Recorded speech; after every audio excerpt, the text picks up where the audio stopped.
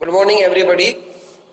आज हमारी इस क्लास के अंदर हमारा बिंदु रहेगा प्रश्नावली और अनुसूची विधि में अंतर। पिछली क्लास के अंदर हम लोग प्रश्नावली के बारे में समझ चुके हैं। इसके अतिरिक्त हम लोगों ने अनुसूची के बारे में पढ़ा।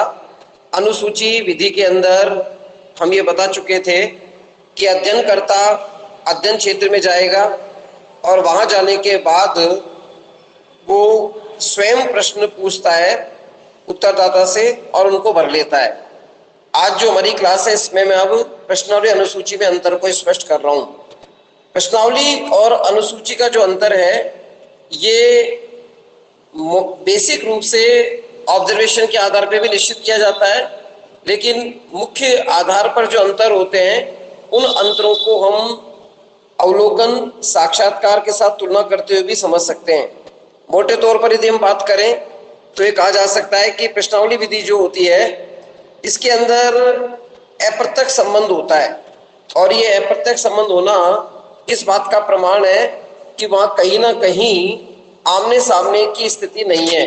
और ये आमने सामने की स्थिति का नहीं होना यहाँ इस रूप में परिचायक होता है कि वहाँ अध्ययन के अंदर कई प्रकार की समस्या आती है। जैसे वहाँ उत्तरदाता की बॉडी लैंग्वेज जो है उसका अध्ययन नहीं किया जा सकता। उत्तरदाता सामान्य अर्थ में कोई विशेष बात छिपाने का प्रयास कर रहा हो उसके बारे में पता नहीं किया जा सकता। लेकिन यदि इसको हम और विस्तृत व्याख्या के आधार पर देखें तो प्रश्नावली और अनुसूची विधि जो है उसमें मोटा अंतर शिक्षित उत्तरदाताओं के आधार पर भी आ सकता है। अब हम स्क्रीन पर आपको एक पीडीएफ दिख रही है, इसमें हमने तुलनात्मक रूप से मैंने एक चार्ट बनाया है। सबसे पहले अनुसूची और प्रश्नावली में अंतर। पहला अंतर क्या है? अनुसूची प्रश्नों की एक ऐसी सूची है जिसका उपयोग अध्ययनकर्ता द्वारा क्षेत्र में जाकर स्वयं किया जाता है। देखिए, फील्ड के अंदर जाएगा सबसे पहले अध्ययनकर्ता और वहां जाकर वो अध्ययन करेगा खुद जाकर। जबकि इसकी हम तुलना करें तो प्रश्नावली विधि में उत्तरदाता जो है उसके साथ प्रत्यक्ष संपर्क नहीं है। वहां हम अपने प्रश्नों को डाक या कोरियर के द्वारा ही भेजते हैं। तो ये पहला अंतर है। दूसरे अंतर की हम बात करें, अनुसूची का उपयोग एक छोटे भौगोलिक क्षेत्र अथवा सीमित अध्ययन क्षेत्र में ही तथ्यों का संग्रह करने के लिए किया जाता है। देखिए, इसका मतलब ये है, ये जो अनुसूची विधि है इसका उपयोग हम एक छोटे भौगोलिक क्षेत्र में कर पाएंगे। छोटे भौगोलिक क्षेत्र में इसलिए होगा क्योंकि उत्तरदाता के पास खुद अध्ययन करता जा रहा है। वो वहां जाकर डोर टू डोर लोगों से मिलेगा। अगर मान लीजिए उसने बड़ा भौगोलिक क्षेत्र ले लिया तो फिर वो सबसे संपर्क नहीं कर पाएगा। ऐसी स्थिति में वो छोटे भौगोलिक क्षेत्र में जाकर सीमित अध्ययन क्षेत्र को ही प्राथमिकता देता है और वहां पर वो तथ्यों का प्रयोग कर सकता है। अब इसकी तुलना हम करें तो तुलना के आधार पर प्रश्नावली में कितनी दूर तक, प्रश्नावली विधि कह रही है कि कितनी दूर तक इसमें भौगोलिक क्षेत्र में उत्तरदाता फैले हो उन सबका अध्ययन इसमें हम कर सकते हैं। ये जो आधार है अंतर का वो इस रूप में होगा क्योंकि उत्तरदाता के पास अध्ययनकर्ता को जाना नहीं पड़ता, वहां डाक या कोरियर ही जाती है। अब आप सोचिए, कोई आदमी चाहे पहाड़ी पे रह रहा हो चाहे वो मैदानी क्षेत्र में रह रहा हो, बड़ी संख्या में विस्तार को प्राप्त हो रहा हो, जब डाक और कोरियर ही जाएगी तो क्या प्रॉब्लम है? अगर व्यक्ति को खुद जाना पड़े तो प्रॉब्लम आ सकती है। तो ये तुलनात्मक अध्ययन हो गया कि अनुसूची में तो खुद जाएगा सीमित क्षेत्र में, और प्रश्नावली द्वारा दूर दूर तक फैले हुए बड़ी संख्या वाले में उत्तरदाताओं से सूचनाएं हम एकत्रित कर सकते हैं। ये दो अंतर हमारे हुए।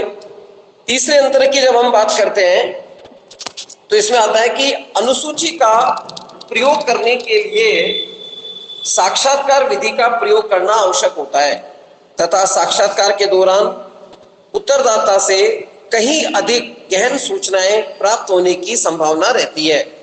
आप इसे समझें कि जब हम अनुसूची विधि का प्रयोग करते हैं तो इसमें साक्षात्कार यानी इंटरव्यू विधि का प्रयोग करना कंपलसरी होता है। यहां मैं स्पष्ट कर दूं, इंटरव्यू का अर्थ होता है इंटर प्लस व्यू।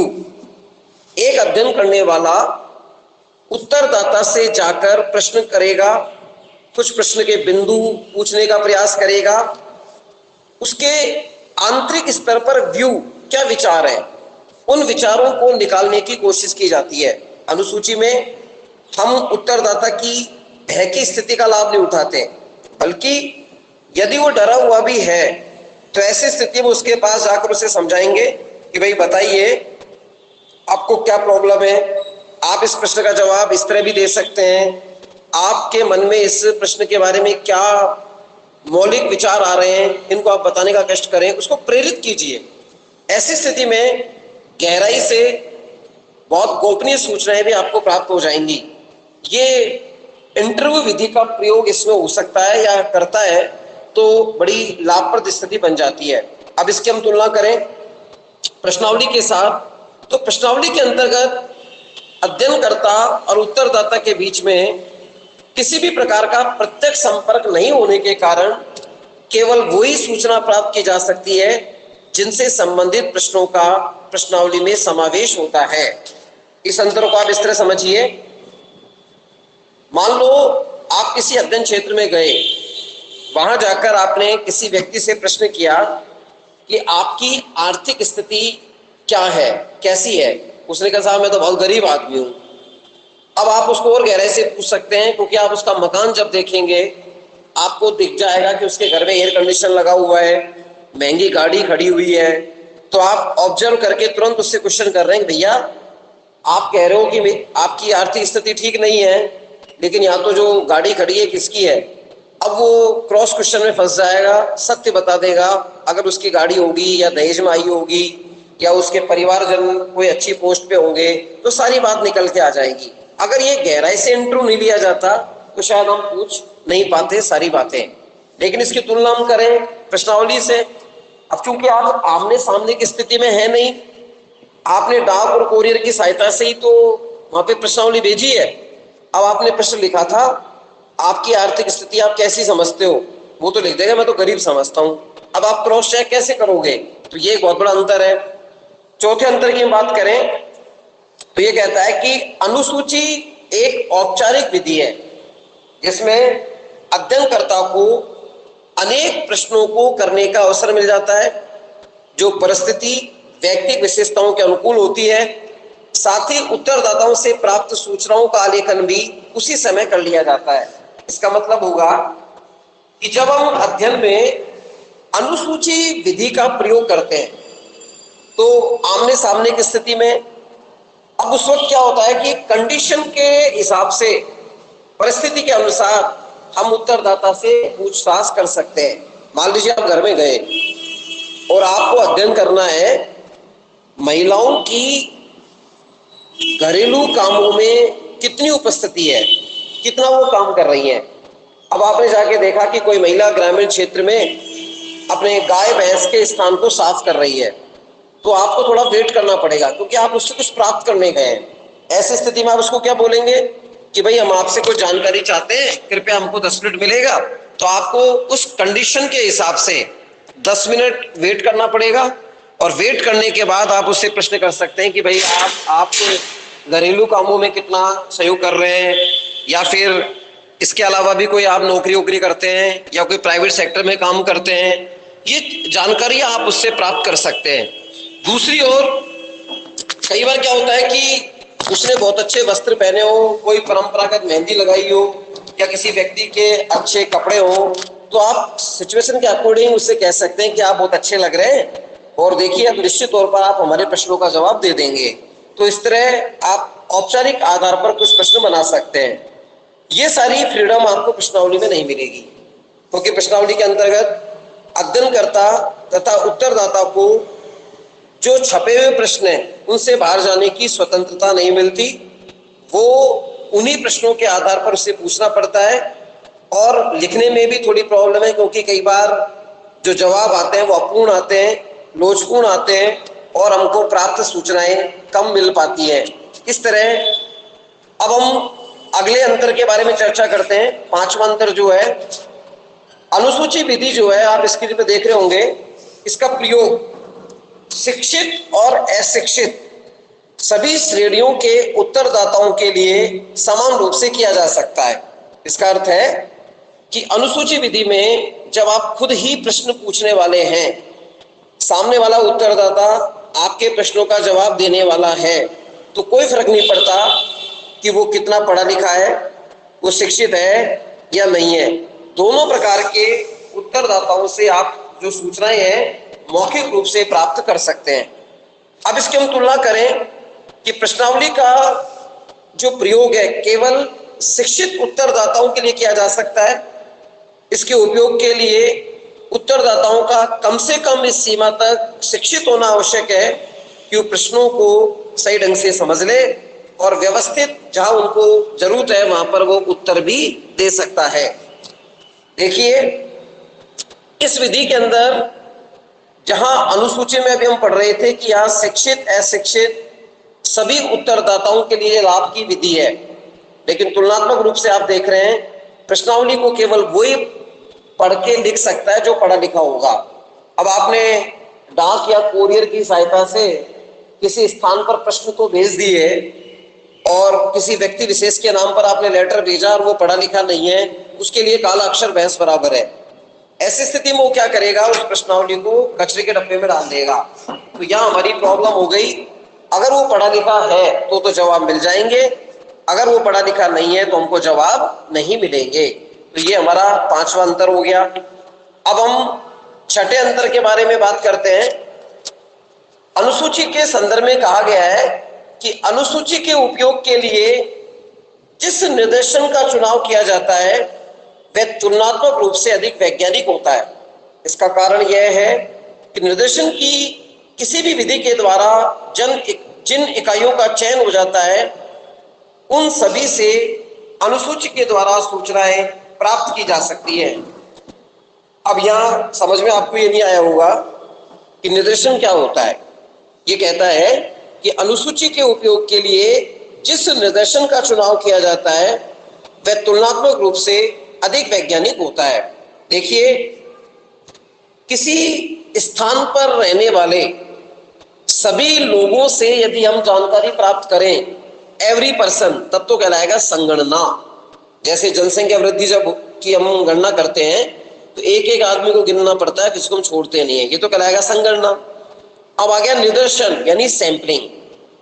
संपूर्ण इकाइयों में से कुछ इकाइयों को चुनना, उन पर अध्ययन करना और जो परिणाम प्राप्त हो वो सभी का परिणाम मानना निर्देशन कहलाता है। आपको पुनः एक उदाहरण से बताऊं, घर में आप जब चावल बनाते हैं तो बर्तन में से कुछ दाने निकालते हैं, संपूर्ण में से कुछ चावल को तोड़ के देखते हैं। अगर वो बन जाता है तो बनने के बाद हम पूरे चावल का परिणाम निकाल देंगे कि भाई ये बने या कच्चे हैं। ऐसे ही फील्ड में से कुछ लोगों को चुन लिया जाता है और उनका चुनकर उन इकाइयों का हम अध्ययन करते हैं सूचना प्राप्ति में। अब इसकी तुलना करें तो प्रश्नावली के उपयोग के लिए ऐसा निर्देशन लेना आवश्यक होता है जिसमें केवल शिक्षित व्यक्तियों का समावेश हो। कि आपकी मजबूरी क्या है कि आप जो भी उत्तरदाता सेलेक्ट करेंगे कोशिश करेंगे कि भाई वो पढ़ा लिखा हो, क्योंकि आपके द्वारा जो प्रश्न भेजा जा रहा है, आपके द्वारा जो प्रश्न पूछा जा रहा है वो प्रश्न पढ़ा लिखा व्यक्ति दे सकता है। अतः निर्देशन को थोड़ा सा हमको पक्षपातपूर्ण बनाना पड़ता है। ऐसा निर्देशन अपूर्ण होने के साथ साथ कभी कभी अध्ययन विषय से वास्तविक प्रतिनिधित्व करने वाला नहीं होता, क्योंकि आदमी पढ़ा लिखा है या नहीं है ये हमारी जानकारी में नहीं है, और ऐसी स्थिति के अंदर वो संपूर्ण क्षेत्र का प्रतिनिधित्व करने का गुण इसके अंदर नहीं होता है। अगले अंतर के बारे में हम चर्चा करें तो सातवां अंतर है कि अनुसूची एक ऐसी प्रविधि है जिसे अधिक स्पष्ट और सुविधापूर्ण समझा जा सकता है। इसका कारण यह है कि किसी भी प्रश्न की भाषा अथवा अर्थ स्पष्ट न होने की स्थिति में इसे अध्ययनकर्ता द्वारा सरल शब्दों में अभिव्यक्त किया जा सकता है। इसका मतलब यह हुआ, कोई भी जानकारी लेने के लिए जब हम शेड्यूल या अनुसूची का प्रयोग करते हैं तो इस पद्धति को ऐसी पद्धति माना जाता है जो अधिक स्पष्ट है और इसको सुविधा के अनुसार समझा भी जा सकता है। इसका कारण यह है कि जब हम किसी प्रश्न की भाषा या उसके अर्थ को समझने की कोशिश करते हैं तो कई बार अर्थ का अनर्थ हो जाता है।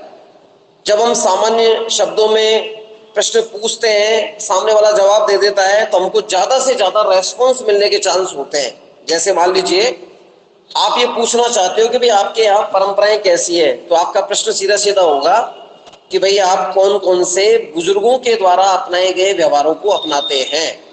तो समझ जाएगा उत्तरदाता कि भाई आप हमारी बुजुर्ग पीढ़ी क्या करती है और आप उसको देखकर क्या सीख रहे हैं उसके बारे में पूछ रहे हैं। अब इसकी तुलना में यदि प्रश्नावली से कर दें तो प्रश्नावली शर्त में लोच रहित होती है। उत्तरदाता को प्रश्न के संदर्भ में यदि भ्रम हो जाए तो उसका निराकरण का अवसर नहीं प्राप्त होता, प्रश्न को गलत रूप में समझ लिया जाता है और उसका उत्तर भी गलत ही हो जाता है। जैसे आपने आमने सामने किसी से पूछा कि भाई तुम्हारे कौन कौन सी परंपराएं होती हैं, सामने वाले ने कहा साहब परंपरा का मतलब बताओ, मतलब क्या होता है। तो आपने कहा कि भाई आपके दादी दादा चाचा चाची जो व्यवहार करते हैं उनको देखकर आप क्या वैसा ही व्यवहार करते हैं, तो आप समझ गए भाई क्या पूछना चाहते हो। अब मान लीजिए वही बात लिखित में मैं आपको प्रश्न के माध्यम से कहूं कि अपनी परंपरागत और मूल्य व्यवस्था के बारे में बताइए, तो आप समझ नहीं पाएंगे कि मैं क्या पूछना चाह रहा हूं। और आपने ये समझ लिया कि मूल्य का मतलब पैसे से और परंपरा का मतलब ये है कि हम पुराने विचारों के नए विचारों के, और आपने लिख दिया हम तो साहब बहुत आधुनिक हैं और हम तो मूल्य व्यवस्था के आधार पर मजबूत हैं। तो आपने गलती तो समझ लिया और गलती उत्तर दे दिया। तो ऐसी स्थिति में प्रश्नावली में कोई दिक्कत आए या कोई भ्रम की स्थिति हो तो आपको समझाने का आधार नहीं मिलता है, यह इस विधि की कमी मानी जाती है।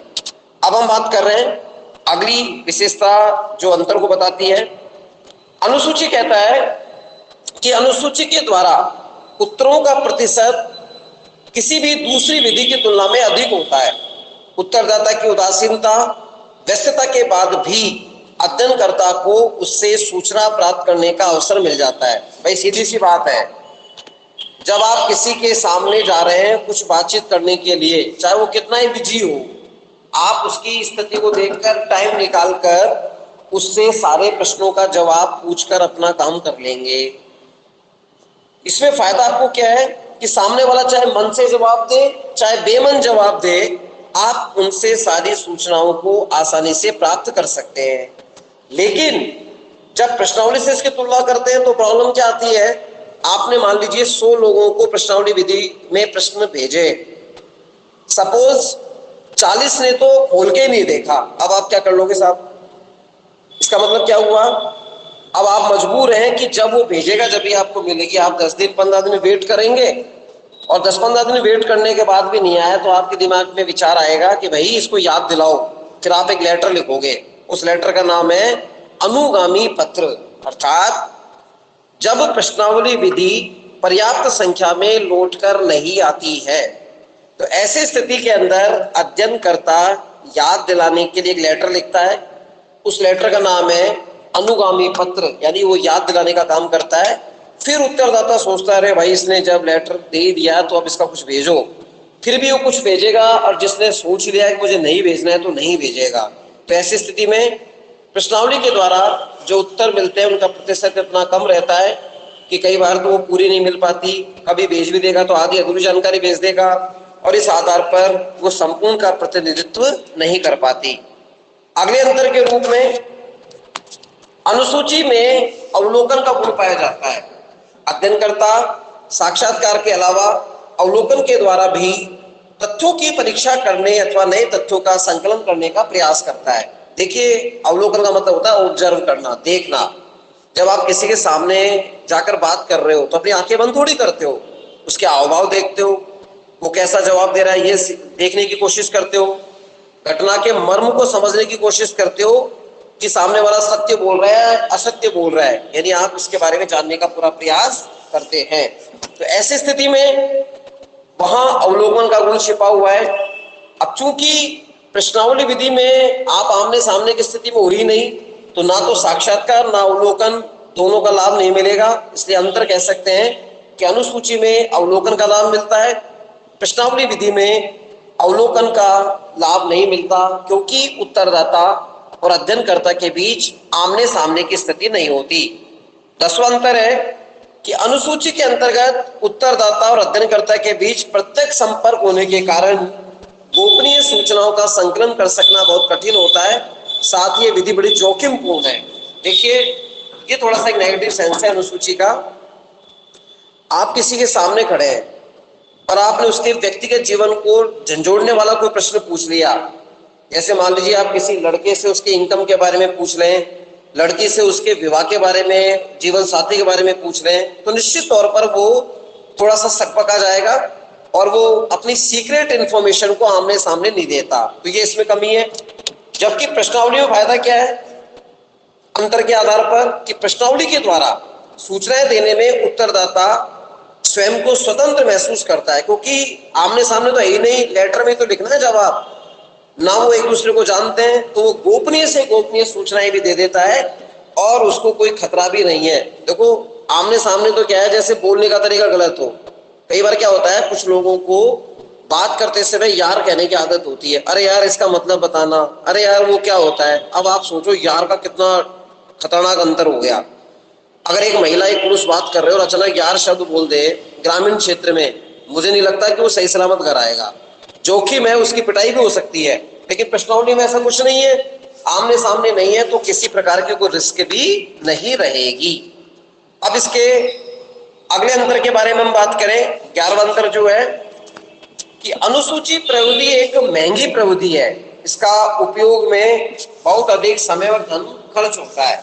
देखिए, अनुसूची विधि में क्या है कि आदमी जो अध्ययनकर्ता के रूप में है, फील्ड में खुद ही जाएगा, वहां बार बार जाएगा, मेहनत लगेगी, पैसा लगेगा, बहुत खर्चा हो रहा है, क्योंकि अकेला आदमी अलग अलग घूमेगा तो बहुत पैसा लगेगा। मगर प्रश्नावली में क्या है, डाक का खर्चा, प्रिंटिंग का खर्चा, कम तो समय लगता है, कम धन लगता है और सूचनाएं भी हमको ज्यादा प्राप्त हो जाती है।